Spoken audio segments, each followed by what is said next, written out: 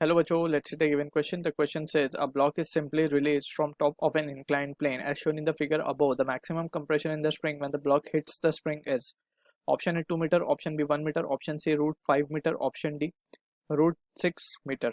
So for this question, जो key concept यहाँ पे we need to understand is the concept of यहाँ पे we will consider a concept of work energy theorem. Work energy theorem. So according to this, net work done by all the forces, whether conservative, non conservative, internal, external, सारी ही forces की वजह से work done का जो net होगा that will be equal to change in kinetic energy. ठीक है. अब जो सिचुएशन हमें गिवन है उसमें इस work done work energy theorem को will try to apply it. सबसे पहले हम देख सकते हैं जो ब्लॉक हमें गिवन है ये टॉप ऑफ एन इंक्लाइन से आ रहा है स्लिप होके and incline is smooth given and ये जो 2 मीटर की लेंथ है बेसिकली, फिर जब ये हॉरिजॉन्टली आता है तो 2 मीटर की लेंथ ये रफ है एक्चुअली. इसका जो कोएफिशिएंट हमें फ्रिक्शन गिवन है 0.5 गिवन है. ठीक है. एंड प्रिसाइजली अगर हम देखें तो ये पूरा सरफेस जो हॉरिजॉन्टल है इसका कोएफिशिएंट हमें 0.5 गिवन है. एंड अब ये ब्लॉक आकर के क्या करेगा, स्प्रिंग को कंप्रेस करेगा. लेट हम मान लेते हैं कि ये इसको एक्स कंप्रेस कर देता है, एक्स कंप्रेस कर देता है. तो हमें अब निकालना है बेसिकली और finally the block will come at rest. So initially जब हमने इसको रिलीज किया तब भी वो रेस्ट पे था और फाइनली जब मैक्सिमम कंप्रेशन आ जाएगा स्प्रिंग के अंदर तब भी वो रेस्ट पे आएगा. तो इनिशियल और final kinetic energy will become zero. तो हम यहाँ पे लिख देते हैं kinetic energy initial will be zero and final will be zero. तो zero minus zero will be zero. अब वर्क डन हमें निकालना होगा. सबसे पहले जब ब्लॉक ये इंक्लाइन से आ रहा है नीचे की तरफ तो यहाँ पे वर्क डन कौन कर रहा है, work is done by the gravitational force. So gravitational force since it is an conservative force तो यहाँ पे हम देख सकते हैं we can directly write this value has to be mgh because it is directly dependent on initial and final point. अगर हम इस पॉइंट को h मान ले तो जब ये यहाँ पे आ जाएगा नीचे की तरफ तो ये h हाइट कवर कर चुकेगा तो it will be just mgh. Clear. अब उसके बाद ये ब्लॉक यहाँ पे चलना स्टार्ट होगा तो यहाँ पे अब वर्क डन कौन करेगा, फ्रिक्शन फोर्स करेगी. सो फ्रिक्शन फोर्स यहाँ पे सिंस हम देख सकते हैं displacement is towards right but friction force is acting in the leftward direction so as to oppose the relative motion. तो यहाँ पे हम लिखेंगे इट विल बी म्यू जो हमें कोएफिशिएंट ऑफ फ्रिक्शन गिवन है basically and it will be mu mg that is the friction force into the displacement. Displacement 2 metre का है यहाँ पे तो इसको भी हमने मल्टीप्लाई कर दिया. ठीक है. So this is what the value of friction work done by the friction force we have calculated. अब उसके बाद work done by the spring आएगा विच इज हाफ के x square. This we have already studied.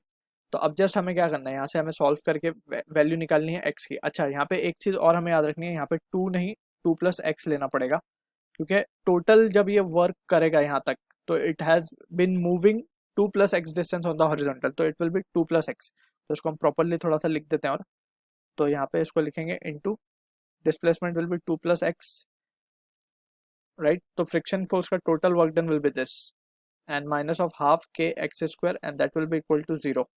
ठीक है. अब यहाँ पे वैल्यू सब्स्टिट्यूट कर देंगे. एक्स की वैल्यू हमें निकालनी है तो एम हमें गिवन है 5 kg.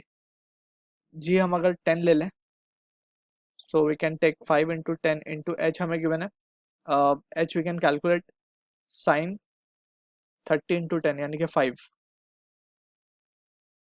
Right. Sine 30 will be opposite upon hypotenuse so sine 30 10 5 हो जाएगा right.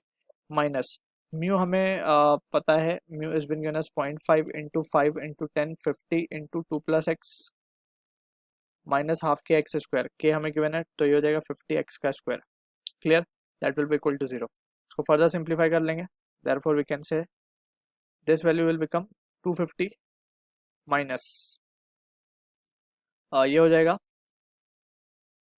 10 sorry 1/2 25 to the 50 minus of 25 into x will be 25x minus 50x square will be equal to 0. तो यहाँ से अगर हम देखें finally it is 200 minus 25x minus 50x square will be equal to this. तो यहाँ से अगर हम डिवाइड करें 25 से so we will be having the value और उसको शिफ्ट कर दें on the right side so it will become 25 से हम डिवाइड कर रहे हैं so it will become 2x square plus x minus of it will be 8 that will be equal to 0. ठीक है ना. ये वैल्यू आ रही है हमारे पास. अब इसको क्वाड्रेटिकली हम सॉल्व कर सकते हैं क्या? 2 8 ज़ा 16 और माइनस होने पे 1, तो there is no such number. तो यहाँ पे हमें डिस्क्रिमिनेंट फॉलो करना पड़ेगा। तो x की value can be minus of b plus minus 4, तो हम डायरेक्टली लिख रहे हैं इसको minus of 1 plus minus under root of b square minus 4ac। 4 a कितना है हमारे पास 2, c इज -8, तो ये इस तरीके से आ जाएगा डिवाइड बाई 2a। सो इसको सिंप्लीफाई करते हैं, -1 प्लस नेगेटिव वैल्यू को हम डिस्कार्ड कर देते हैं। 8 two 16, 8 two 16, 16 4 64 root 65 divided by 4। ठीक है, अगर हम रूट 65 को अप्रोक्सीमेटली 8 मान ले, ठीक है ना, 64 का root will be 8, 8 minus 1 will be 7, 7/4। और एल्स इसको अगर हम पूरा प्रॉपरली सॉल्व करें तो फर्स्ट ऑफ ऑल हमें रूट ऑफ दिस वैल्यू निकालनी पड़ेगी, रूट 65, जो कि कुछ 8 पॉइंट समथिंग आएगा।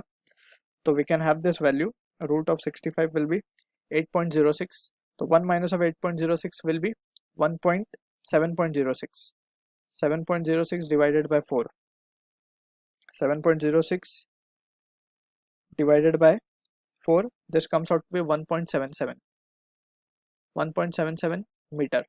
अब ये ऑप्शन को अगर हम देखें तो the closest matching option with this is option 2 metre, हम बोल सकते हैं इसको राउंड फिगर में।